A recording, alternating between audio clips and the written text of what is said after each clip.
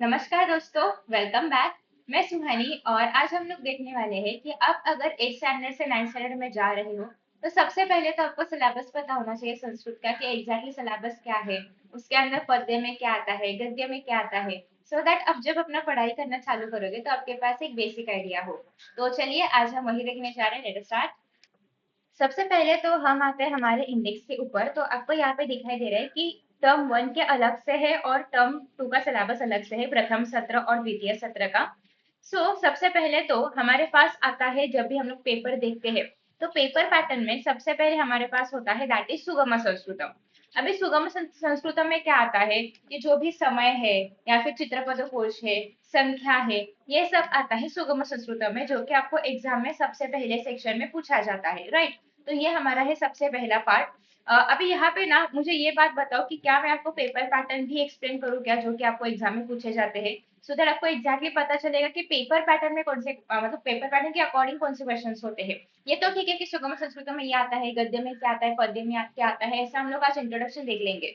But exactly exam का paper अगर आपको पता होगा कैसे आता है तो आप उस तरीके से हम लोग पढ़ाई कर पाएंगे, राइट। तो देखो सुगम संस्कृत में क्या आता है, जो कि सबसे पहला सेक्शन होता है। इसके अंदर संख्या इंक्लूड होती है 1 से 100 तक की। आठवीपर्यंत तुम्ही 1 ते 50 पर्यंत संख्या केल्या असतील आणि आता 1 ते 100 पर्यंतच्या आहेत। उसके बाद चित्रपद कोश तो आपको पता ही है, एक चित्र दिया जाता है, उसका नाम होता है नीचे, और एग्जाम में आपको चित्र दिए जाएंगे और आपको उनके नाम लिखने हैं। एंड नेक्स्ट इज समय हमें आपको दिया जाता है कि फॉर एग्जाम्पल 5 5 हो चुके हैं, 5 15 हो चुके हैं, 5 30 हो चुके हैं। और यहाँ पे ना आपको उसके वो अक्षरों में भी लिख के दिया जाता है, आपको जस्ट उसका करना है, मेलनम करना है। तो इस तरीके के क्वेश्चन आपको यहाँ पे पूछे जाते हैं। तो ये हो गया सुगम संस्कृतम। आफ्टर दैट नेक्स्ट आपको यहाँ पे दिखाई दे रहा है कि प्रथम सत्र यानी कि जो हमारी फर्स्ट सेमेस्टर एग्जाम है उसका सिलेबस ये होने वाला है, ये पूरा। तो आपको पहले से पता है यहाँ पे कि सिलेबस क्या होने वाला है। तो देखो यहाँ पे सबसे पहले तो हम देखेंगे कि गद्य के अंदर क्या क्या आता है, पद्य के अंदर क्या क्या आता है। तो भाई कौन सी चीजें जो है वो बाय हार्ट करनी है और कौन सी बाय हार्ट नहीं करनी है, बस समझना है। तो सृष्टु गृहीतः चौरः ये क्या है, गद्यम है। यानी कि ये आपको पैसेज दिया जाएगा और उसके ऊपर आपको क्वेश्चंस पूछे जाएंगे। फिर है अव्यय माला, ये पद्यम है। अभी यहाँ पे कैसे है ना, आपको ना एग्जाम में अव्यय माला के ऊपर कैसे क्वेश्चन आ सकते हैं। एक तो क्वेश्चन आंसर आ सकते हैं, एक वाक्य में उत्तर लिखो, समानार्थी शब्द लिखो, ये लिखो वो लिखो, ऐसा आ सकता है। या फिर आपको ना फर्स्ट और लास्ट शब्द ऑफ द श्लोक दिया जाएगा और आपको बीच में फिल करना है वो श्लोक क्या था। तो इसके लिए अव्यय माला आपको बाय हार्ट करनी है।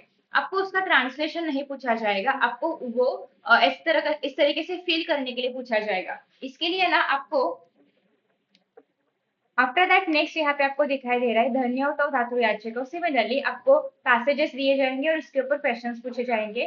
फिर है विद्यार्थमाला, सेम लाइक अव्ययमाला, आपको विद्यार्थमाला के भी श्लोक बाय हार्ट करने पड़ेंगे क्योंकि वो भी एग्जाम में पूछे जाते हैं। फिर है किम मिथ्या किम वास्तवम, ये एक तरह का संवाद का पार्ट है, यानी कि अगेन चैप्टर ही है। तो ये आपको सृष्टि गृहीत चौर के जैसे पैसेज में आ सकता है और बोला जाएगा कि इसके ऊपर क्वेश्चंस के आंसर्स लिखो। फिर है वीर वनिता विश्पला, अगेन ये गद्य में आएगा, सेम लाइक सृष्टि चौरह। फिर है योगमाला। अभी योगमाला अगेन आपको योगमाला के ऊपर कैसे क्वेश्चंस पूछे जाएंगे, विद्यार्थी माला जैसा ही आपको उसको बाय हार्ट करना है। उसके ऊपर आपको दिए जाएंगे लाइंस, कुछ बीच के मतलब बीच के लाइंस मिसिंग रहेगी और आपको जो शब्द है उसके अकॉर्डिंग लाइंस लिखना होता है। इवन आपको अन्वय लिखने के लिए भी पूछा जाता है अव्यय माला का। नेक्स्ट है हमारे पास दैट इज पिनकोड प्रवर्तक महान संस्कृतज्ञ।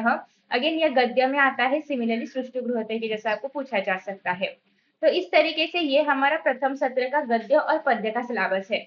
उसी के साथ साथ अगर हम लोग व्याकरण विभाग या फिर ग्रामर में क्या क्या पूछा जा सकता है वो अगर देखेंगे तो देखो किम कृत्वा किम करतुम, तो यहाँ पे जो तुमंत हेतुअर्थक अव्यय होते हैं ना उसके बारे में हम लोग पढ़ने वाले हैं। आपको ना बहुत बार ऐसे दिया जाता है कि पैसेज में से सुमंत अव्यय ढूंढो, लेबंत अव्यय ढूंढो, त्वांत अव्यय ढूंढो, तो इसके लिए ये सारी चीजें आपको पता होनी चाहिए।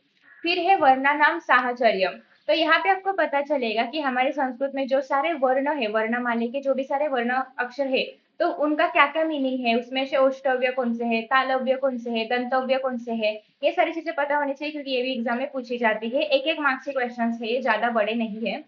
फिर है किम करवाणी, किम कुरियात, किम भवेद, इस तरीके के क्वेश्चंस के आंसर्स या फिर इन्हें समझना, ये सब ग्रामर का पार्ट है। फिर क्रियापदम किम कथयति, मतलब अगर कुछ क्रियापद हमें दिया है तो उनका मीनिंग क्या है या फिर क्रियापद को कैसे यूज करना होता है सेंटेंसेस में वगैरह, ये सब चीजें हम लोग यहाँ पे देखेंगे। किम कृतवान का कृतवती, अगेन ये जो रूप आपको दिखाई दे कृतवान कृतवती, इनके बारे में भी हमें पढ़ना है।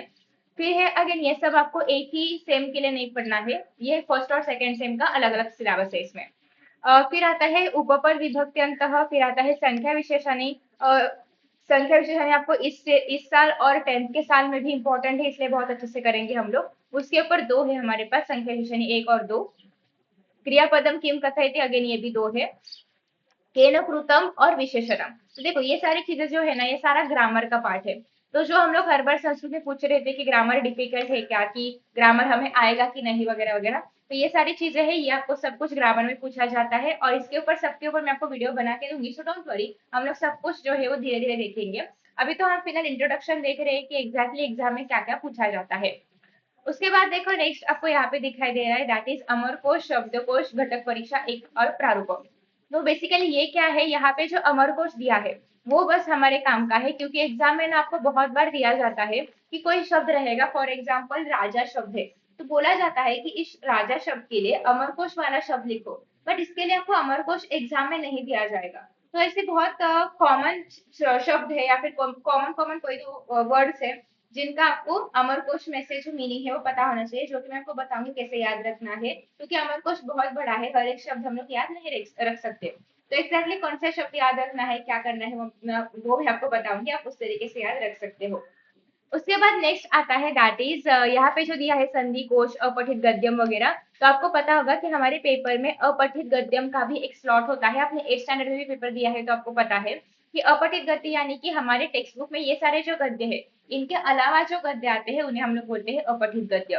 तो अभी अपठित गद्य बहुत बार ऐसा होता है कि हमें समझता ही नहीं है उनका मीनिंग क्या है, तो इसके लिए अपठित गद्य के ऊपर मैं सेपरेट वीडियोस बनाऊंगी, सो दैट कभी कभी ऐसा होता है ना कि क्वेश्चन के आंसर्स हम लोग विदाउट समझे भी दे सकते हैं, just because just by matching.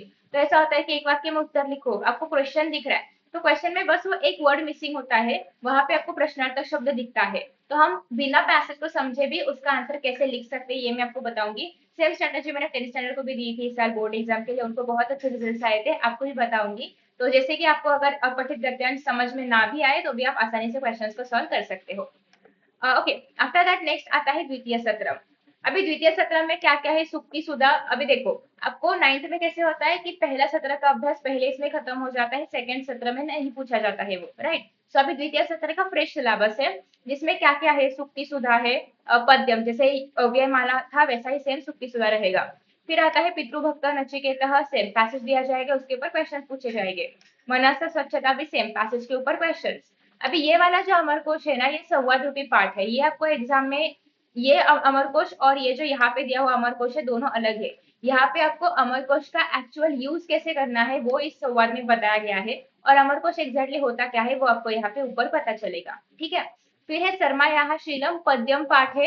ये मोस्टली आपको एग्जाम में श्लोक रटने के लिए नहीं पूछा जाएगा, तो इसमें से कोई भी श्लोक आपको रटने नहीं है, इसके ऊपर आया तो क्वेश्चन आंसर आ सकता है, बट मोस्टली इस चैप्टर के ऊपर कोई क्वेश्चन आंसर भी नहीं पूछता है। बट अगेन हमें पता तो होना चाहिए कि एटलीस्ट इस चैप्टर में क्या है, तो मैं आपको पढ़ाऊंगी, इतना इंपॉर्टेंट नहीं है चैप्टर। उसके बाद नेक्स्ट है काव्य शास्त्र विनोद, इसके ऊपर आपको क्वेश्चंस आ सकते हैं। अगेन ये जो है आपको थोड़े बहुत इसके श्लोक जो है रखने पड़ेंगे, लास्ट का श्लोक थोड़ा बड़ा है, वो नहीं रट्टा मारोगे तो भी चलेगा, बट ऊपर के श्लोक आपको पता होने चाहिए। फिर आता है स्वागतम तपोधनाया, ये संवाद रूपी पाठ है। अगेन इस पाठ के ऊपर आपको गद्य में जैसे क्वेश्चंस पूछे जाते हैं वैसे क्वेश्चंस पूछे जाएंगे। तो इस तरीके से हमने प्रथम सत्र देखा, द्वितीय सत्र देखा, ग्रामर में क्या आता है, सुगम संस्कृत में क्या आता है वो डन हो चुका है। अभी नेक्स्ट ना आपको यहाँ पे दिखाई दे रहा है दैट इज भाषा सूत्र। अभी भाषा सूत्र में क्या आएगा, आज थोड़ा सा लाइट का इशू है हमारे यहाँ, तो मेरे ऊपर अच्छे से लाइट नहीं पड़ रही है, बट इट्स ओके, हम थोड़ा बहुत एडजस्ट कर लेते हैं। तो देखो पहले है नामानी और सर्वनामानी, धातु सहित अव्ययानी और लोट लकार। तो ये जो नामानी, सर्वनामानी और धातु सहित अव्यय है, ये आपको अभी के लिए भी करने हैं, 10th के लिए भी करने हैं, क्योंकि बहुत इंपॉर्टेंट है। चार्ट्स आते हैं हमारे एग्जाम में, टेबल्स जिसे हम बोल सकते हैं, उसके अंदर चीजें फिल करनी होती है, तो उसके लिए आपको ये सब पता होना बहुत ज्यादा जरूरी है। फिर आता है विधिलिंग लकार, लोट लकार, ये सारे लकार पता होने चाहिए। मैंने ना एक वीडियो बनाया था ब्रिज कोर्स का, जो भी बच्चे 8th से 9th में जा रहे हैं तो उसमें मैंने बोला था कि आपको कौन से लकार पता होना चाहिए जब आप लोग 8th से 9th में जाओगे। तो इसके लिए वो ये दोनों लकार करना बहुत इंपॉर्टेंट है, क्योंकि पहले तो लट लकार आपने और लंग लकार भी अपने 8th से 9th में आते वक्त के सिलेबस में कर लिया है। अभी ये जो लोट लकार और विधि लिंग लकार है वो भी उसमें जोड़ दो, क्योंकि ये सब कुछ आपको 10th में पूछा जाएगा। नेक्स्ट है समासाहा। समासाहा तो आपको एग्जाम में आता ही है। समास नाम लिखने के लिए आता है, समास पद लिखने के लिए आता है, या फिर विग्रह करने के लिए पूछा जाता है, इसलिए बहुत ज्यादा इंपॉर्टेंट है। ओके। नेक्स्ट है अगेन नामानी, क्रियापद, सर्वनामानी, इसकी तालिका। तो ये भी मैंने बताया है कि एक के सिलेबस में से कौन सी तालिका आपको पता होनी चाहिए जब आप लोग 9th में जा रहे हो, क्योंकि वो बेसिक तालिका है, उसके ऊपर ही आगे की तालिका बिल्ड होती जाएगी। तो इसके लिए वो करना सबसे ज्यादा इंपॉर्टेंट है। फिर आता है कर्मवाच्य क्रियापदम, कर्मवाच्य कर्तृवाच्य, ये जो वाच्य वाले क्वेश्चन है ये ग्रामर का बहुत इंपॉर्टेंट पार्ट है। विभक्ति तत्पुरुष समास, तो जब हम लोग समास चालू कर रहे हैं तो समास के टाइप्स देख रहे हैं। सारे टाइप्स आपको इसी स्टैंडर्ड में नहीं मिलेंगे, कुछ आधा सिलेबस जो है वो 10th में है। नेक्स्ट है लूट लकार। सो देखो आपको मतलब इस पूरे ईयर में विधिलिंग लकार पढ़ना है, लोट लकार पढ़ना है, लूट लकार पढ़ना है, और पहले जो अपने पढ़े थे उसका यूज तो होगा ही, दैट इज लट लकार और लंग लकार के। ठीक है, तो इसके लिए सब सिलेबस जो है वो कनेक्टेड है संस्कृत का। जो आपने पहले पढ़ा था 8th स्टैंडर्ड में उसको भूलना नहीं है, क्योंकि वही यहाँ पे कनेक्ट होता जाएगा आगे, और उसी के ऊपर ये बिल्ड होता जाएगा, क्योंकि वो बेसिक्स था, वो फाउंडेशन था। अभी उसी के ऊपर हम लोग संस्कृत की पूरी इमारत खड़ी करेंगे। तो आई होप कि आपको एक बेसिक आइडिया मिल चुकी है कि एग्जैक्टली सिलेबस क्या है, सिलेबस में क्या क्या पूछा जाता है, ग्रामर सेक्शन में क्या है, लकार कौन से है, या फिर और बहुत सारी चीजें हमने डिस्कस की। एंड आई होप कि आपको ये वीडियो से बहुत कुछ इन्फॉर्मेशन, नई इन्फॉर्मेशन मिल चुकी होगी। तो दोस्तों अगर आपको पता हो तो देखो, वेदांतु के बहुत सारे ऑफलाइन सेंटर्स भी है जहाँ पे जाके आप लोग विजिट कर सकते हो।